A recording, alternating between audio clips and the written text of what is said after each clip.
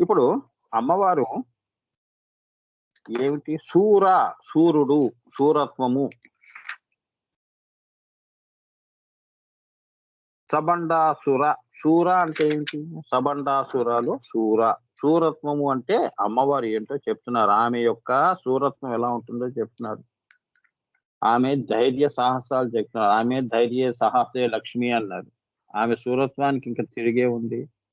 వాడు గొప్పవాడు, వీడు గొప్పవాడు, రావణాసుడు గొప్పవాడు, మహిషాసుడి దగ్గర రక్తబీజుడు ఉన్నాడు. ఇది కాదు శూరత్వం. అమ్మవారి దగ్గర అందరూ కూడా ఆ శూరత్వం ఏంటో చెప్తున్నారు. జగన్మాత కంటే వీర శూర మరెవరూ లేరు. ఏమ్మా? కాబట్టి ఆమె శూరులకు శూరులకే శూర. అలానే రాజులకే రాజుని, మహారాజ్ఞి ఆవిడ.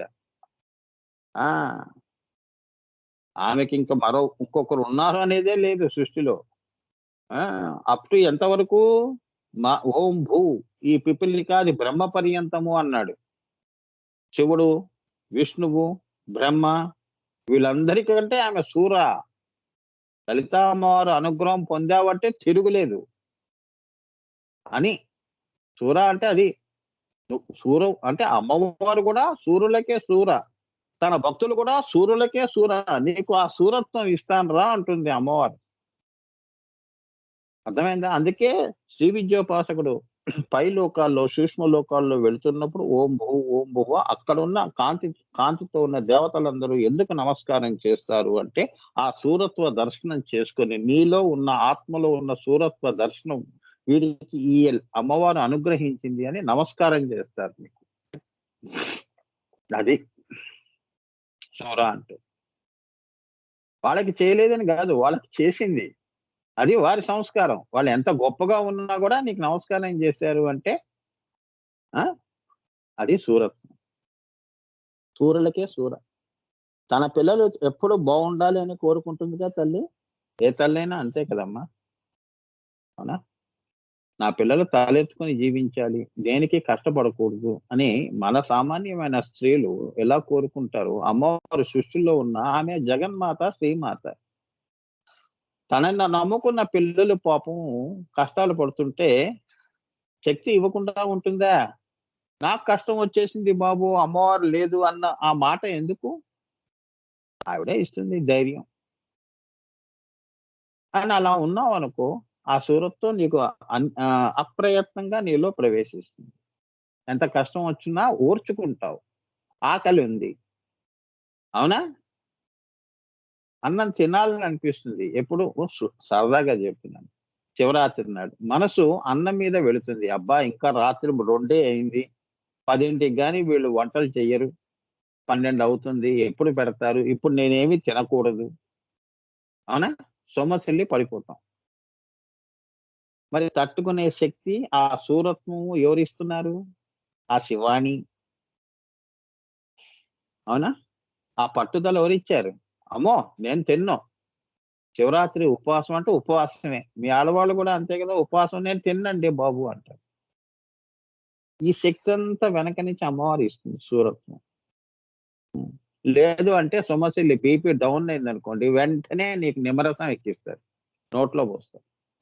చాలే అమ్మ చేసావు ఉపవాసం. చచ్చి ఊరుకుంటావు. ముందు నిమ్మరసం తాగను. తర్వాత అన్నం పెడతారు. అవునా? ఇంకా అప్పుడు ఆ ఉపవాసం మర్చిపోయి ఆ కంది పచ్చడి గాని, ఇంకేదైనా అన్నంలో పొడి గాని, కూర గాని ఆవరావురు వండి తినేస్తాం. అది శూరత్వం కాదు. చపల తత్వం ఉన్నవాళ్ళు. అర్థమైందా? మాయకు లొంగిన వాళ్ళు. అమ్మకి లొంగిన వాళ్ళకి ఇది. అమ్మకి లొంగని వాళ్ళకి అది. కష్టాన్ని శూరత్వంతో ఎదుర్కోవటం, అమ్మ దయతో ఎదుర్కోవటం శూరత్వం. ఏమ్మా? కష్టాన్ని వేరు చేసి అమ్మవారికి నువ్వు కూడా లేవు, ఏమో నువ్వు చేస్తావో చెయ్యవో, కోటాను కోట్ల మంది ఉన్నారు. నేను నీకు కనిపిస్తున్నానో కనిపించట్లేదు. నా అవస్థ ఏదో నేనే పడతాను అనుకున్న వాళ్ళు మాయ. అర్థమైందా? ఇలా కూడా ఉంటారు. ఉండరని కాదు. చాలా మంది దేవుడిని నమ్ముకునే వాళ్ళు, ఏమో సార్ దేవుడిని నమ్ముకున్నాం గాని ఎందుకైనా మంచిది మన పనులు కూడా మనం చేద్దాం. ఈ తలంపు కూడా అమ్మవారే ఇస్తుంది. నువ్వు ఒకసారి ప్రయత్నం చేయరా, ఆ ప్రయత్నంలో నేను నీకు సఫలం చేస్తాను అంటుంది. అన్నీ చూస్తూ ఉంటుంది, గమనిస్తూ ఉంటుంది. అందుకే అమ్మవారు సహస్రాక్ష 1000 కళ్ళతో చూస్తుంది. మనం 2 కళ్ళతోనే చూస్తాం. అవునా? సమస్యని 2 కళ్ళతో చూసి బెంబేలెత్తిపోతాం. అమ్మవారు 1000 కళ్ళతో చూస్తుంది నీ సమస్యని, నీ కష్టాన్ని. మరి అమ్మ చూపు గొప్పదా? నీ చూపు గొప్పదా? నువ్వు ఎదుర్కొంటావా? అమ్మవారు ఎదుర్కొంటుందా? అందుకేగా దేవతలు వీళ్ళందరూ కూడా సబండాసుర శూన్యక. అమ్మా! మేము వీడిని ఎదుర్కోలేము. మాది చిన్న చూపు. నువ్వు సహస్రాక్ష 1000 కళ్ళు. అవునా? ఇంత సైన్యాన్ని 1000 కళ్ళతో నువ్వే సంహారం చెయ్యాలి. ఆవిడ చూపే ఆవిడ. అంతేగా? ఒక చూపులో కాళీని పుట్టిచ్చింది. ఒక చూపులో ఇంకో శక్తిని పుట్టిచ్చింది. అలా ఆ! అలా ఎదుర్కొంది అమ్మవారు. మనమేం ఎదుర్కుంటాం? చిన్న కష్టమే ఎదుర్కోం. రాక్షసుడినేం ఎదుర్కుంటాం? మళ్ళీ రాక్షసుడిని మనం ఎదుర్కుంటామని డాంబికాలు పోతూ ఉంటాం.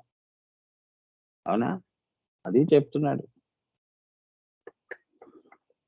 శూర అంటే జగన్మాత కంటే వీర, శూర మరెవ్వరు ఈ సృష్టిలోనే కాదు, రాబోయే సృష్టిలో గాని ఎక్కడైనా గూడా అమ్మవారే. హ్మ్. కాబట్టి ఆమె శూరులకే శూర. ఎవడైనా నేను సూర్యుడిని అని అనుకున్న వాళ్ళందరూ అమ్మవారి శూరత్వానికి ఓడిపోయిన వాళ్ళే. నారాయణ నకోత్పన్న నా అదే కరాంగులి నకోత్పన్న నారాయణ దశాకృతిలో అమ్మవారు ఆ యొక్క పొగరును గూడా అణిచింది. హిరణ్యకశిపుడు గాని, రావణాసురుడు గాని, మహిరావణుడు గాని ఎవరైనా గూడా నేను సూర్యుడిని దేవుడు ఎంత అని అనుకున్న వాళ్ళ శూరత్వం అంతా గూడా భస్మీపటలం జేసేసింది. అవునా? కరాంగులి నకోత్పన్న. నేనెందుకురా దిగటం? నా యొక్క అంశ చాలు అని జెప్పి రాముడిని, కృష్ణుడిని పంపించింది. చాలా మరి సూర్యులకే శూరా గదా! ఆమె అంశయే శ్రీకృష్ణుడే సూర్యులకి సూర్యుడు. అటువంటి శ్రీకృష్ణుడికే ఆమె మరి కరాంగులి నకోత్పన్న జగన్మాత. మరి ఆమెంత శూర? అవునా? అది. ఆ మాటకొస్తే అందరూ గూడా విఘ్నేశ్వరుడు యొక్క 9 అవతారాలు గూడా అమ్మవారి యొక్క విఘ్నేశ్వర స్వరూపము అంటే, ఈ అవతారాలు గూడా విఘ్నేశ్వరుడిలో గూడా ఉన్నాయి. ఆమె ఒంటికి పసుపు రాసుకుంది. ఆ పసుపుతో వినాయకుడిని తయారు జేసింది గదా! స్నానానికి వెళ్తున్నప్పుడు. అలానే మరి నారాయణ దశావతారాలు గూడా ఆమె కరాంగుళి నుంచి వచ్చాయి గదా! శరీరం నుంచి వచ్చాయి గాబట్టి వీళ్ళందరూ విఘ్నేశ్వర స్వరూపులే అని. ఇదే గణేశ తత్వం. మనం గూడా మనం గూడా వినాయకుడి యొక్క రూపాలే. ఆ! చెప్తాను గణేష తత్వం ఉంది. హ్మ్. అంతే గదా! పాంచభౌతిక శరీరంతో మనం గూడా వినాయక విగ్రహంగా అందుకనే విగ్రహ పుష్టి, నైవేద్య నష్టి అంటారు మనకి. అంతేగా? మనం దేవుడిని నమ్మం. వీడికెందుకు నైవేద్యం ఎదవకి, మాయలో ఉండేవాడికి. మనం మాయలో పడ్డాం. అమ్మా! అలా. ఇక్కడి నుంచి ఈ సృష్టంతా గూడా దీన్ని బట్టి తెలిసిందేంటంటే, ఆమె అన్యక అంటే తన నుంచి అనేకాన్ని ఎలా సృష్టించింది అంటే, ఇగో ఇలా దశావతారాల్లో. మరి ఒకే వినాయకుడు. అదే శ్రీచక్రం. అవునా? అదే అన్యక. ఆయనలో మళ్ళీ 14 లోకాలు. ఆ 14 లోకాల్లో మళ్ళీ దేవతలు దగ్గర నుంచి మానవుల వరకు. అన్యక అంటే అది. శూర అంటే అది. ఎంత శూరత్వం ఉంటే ఇంత సృష్టి చేయాలి. అవునా?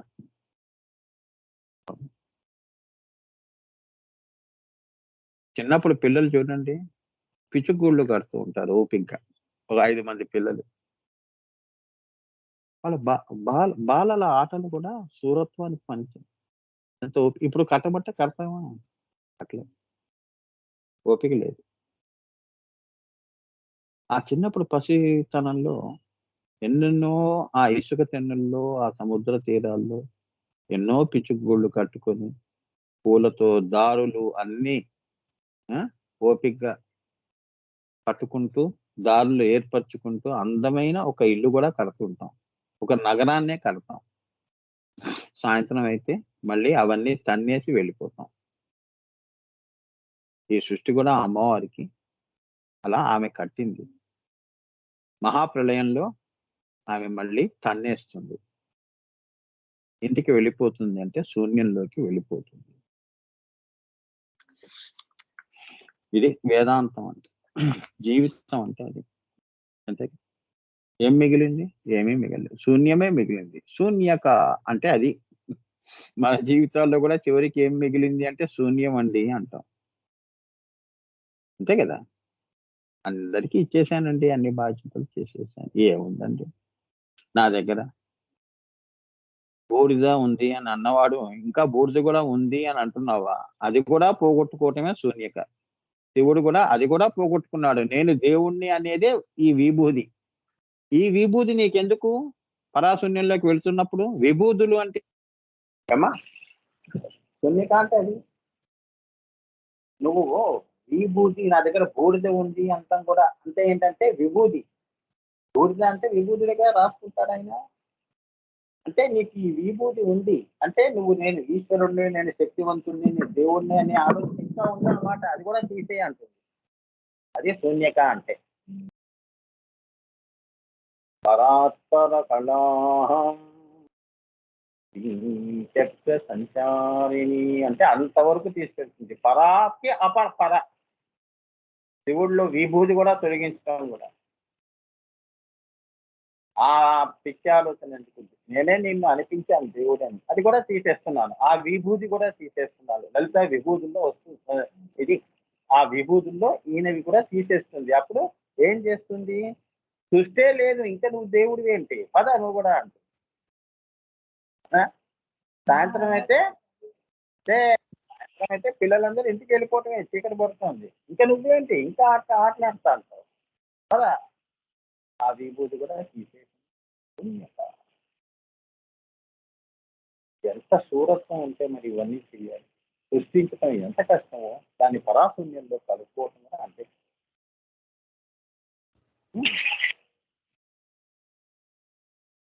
ఇల్లు కట్టడం ఎంత కష్టమో అప్పు తీర్చడం కూడా అంతే కష్టం. అప్పు చేసాక ఈఎంఐ అది తీర్చే కానీ వాడు ఆ ఇంట్లో మనశ్శాంతిగా కూర్చోలేదు. అమ్మో నెక్స్ట్ మంత్ ఈ ఉద్యోగం ఉంటుందా, ఉండకపోతే ఏంటి నా పరిస్థితి, ఇల్లు కొంత జప్తు చేస్తుంది బ్యాంకు, ఈ టెన్షన్ గా ఆ ఇల్లు నీకు మనశ్శాంతిని ఇవ్వట్లేదు.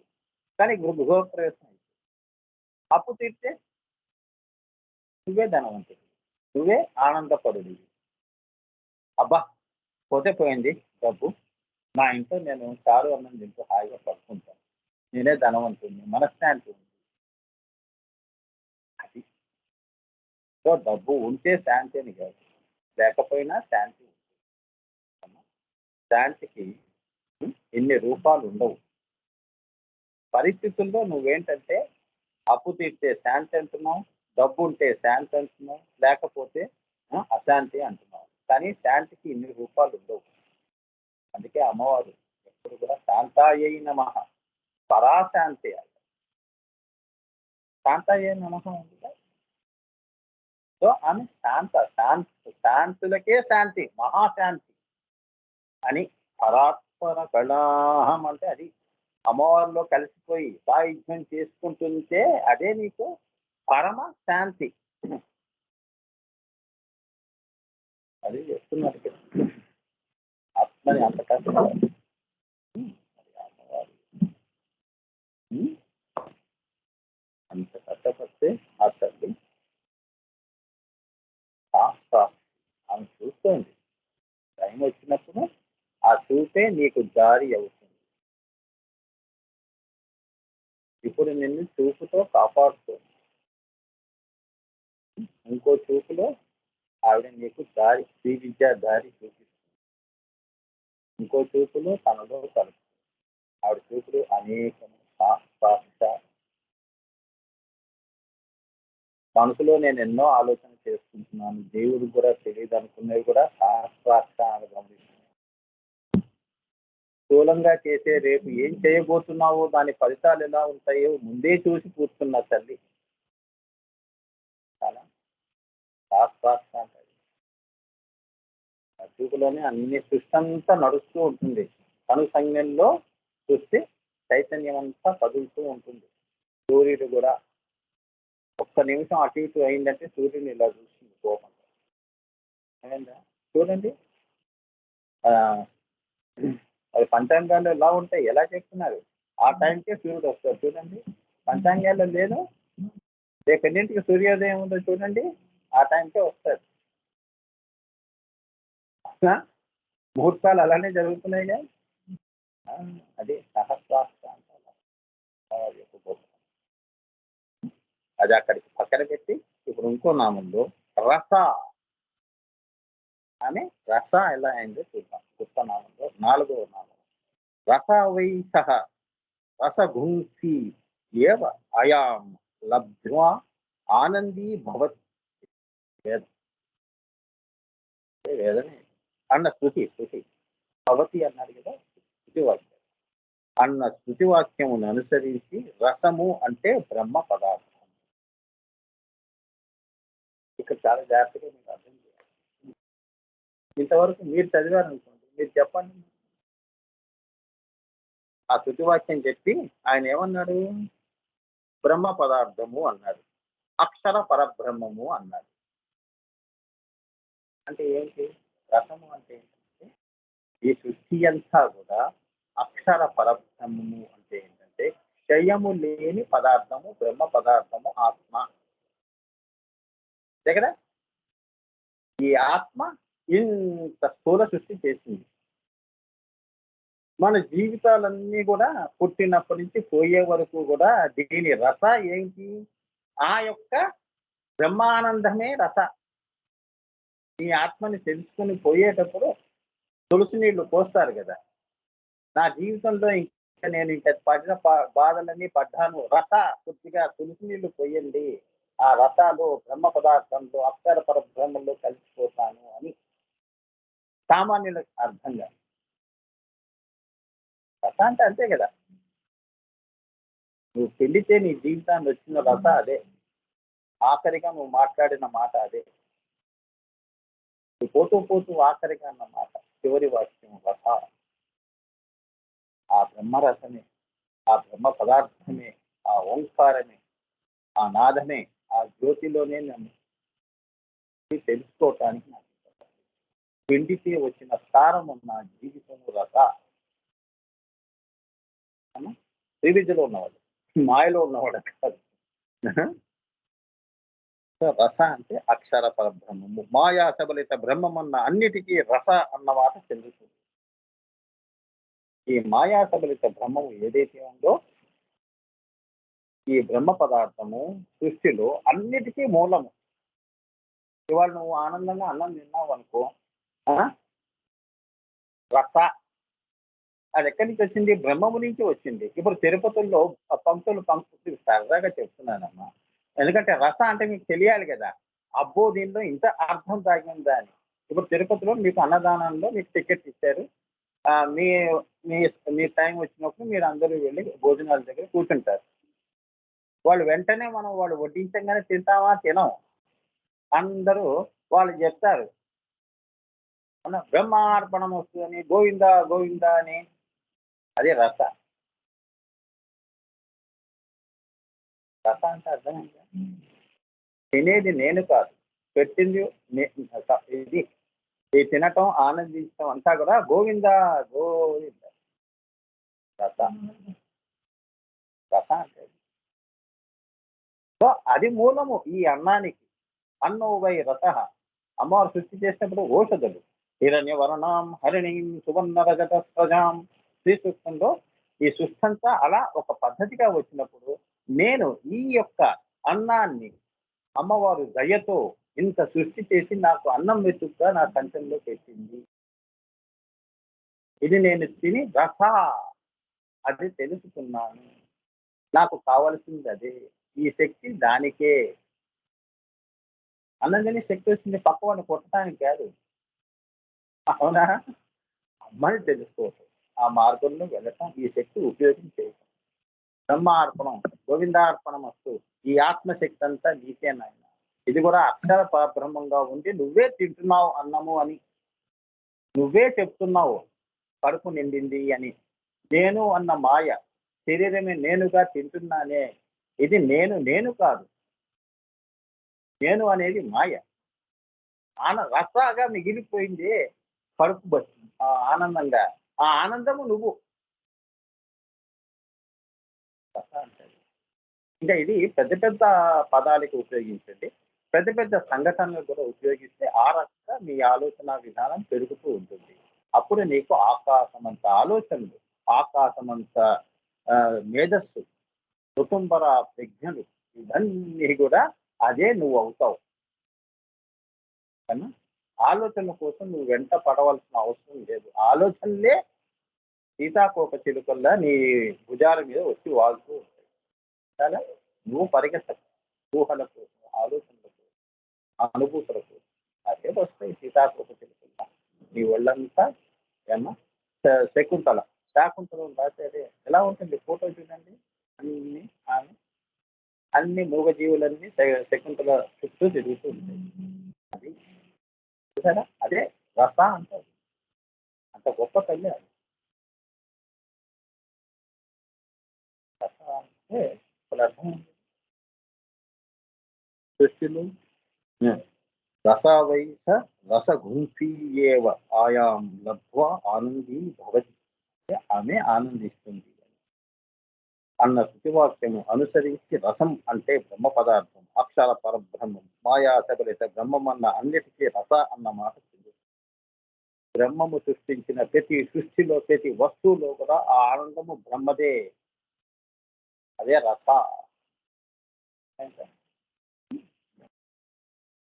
మన మోడర్న్ ఈ హైఫై పిల్లలకి చెప్పేది ఏంటంటే ఇవాళ నువ్వు చేతిలో సెల్ పట్టుకున్నావు అంటే ఆనందిస్తున్నావు అంటే ఆ ఆ ఆ సెల్ అనే ఆ యొక్క వస్తువు అది రస.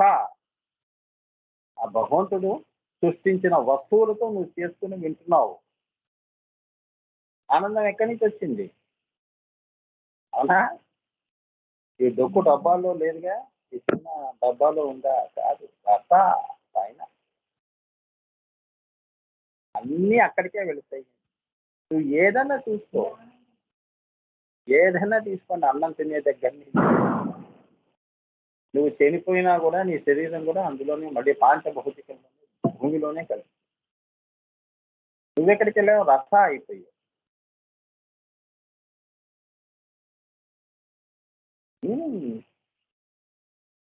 పెద్దవాళ్ళు కూడా అంటుంటారు రస. మన మన జీవితాల్లో మన సంసారాల్లో చిన్న ఉదాహరణ చెప్తే దీన్ని బట్టి మీకు ఇంకా బాగా అర్థం. మన పిల్లలు ఉన్నారు, అవునా?